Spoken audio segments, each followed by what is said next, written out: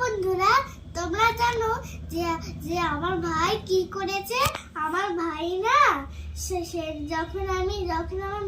যখন আমার মাম্মা কাজে গেছিল, তখন আমি একটু ভাইয়ের সাথে একবার খেলছিলাম। খেলতে ভাইয়ের পায়েতে হাত দিয়েছিলাম, ভাই লাথি মেরে আমার দাঁতটাকে ফেলে দিয়েছে।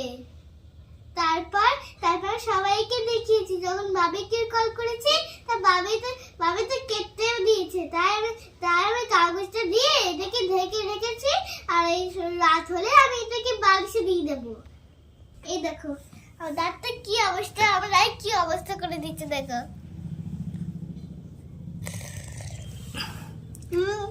মাম্মি দাঁত বেরবো না আর। তুমি আপুর দাঁত ফেলে দিয়েছো? আপু আমাকে লাথি দিয়েছিল। আপু তোমাকে লাথি দিয়েছিল? হ্যাঁ তারপর তুমি আপুকে লাথি দিয়েছো? হ্যাঁ, আর কোনোদিন লাথি দেবে না, ঠিক আছে? আমাকে লাথি দিয়েছিল।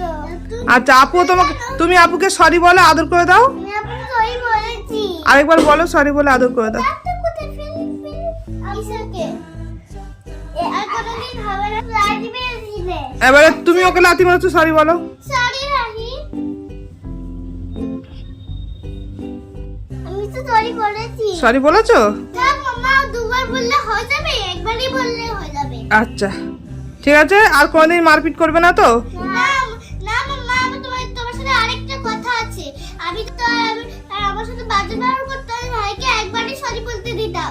আর আমি যদি ভাইয়ের সাথে অনেক বাজে ব্যবহার করি, রাই আমাকে হাজার বার সরি বলতে দেয়। ঠিক আছে, আর কোনোদিন মারপিট করবে না, ঠিক আছে মাম্মা। মনে থাকবে।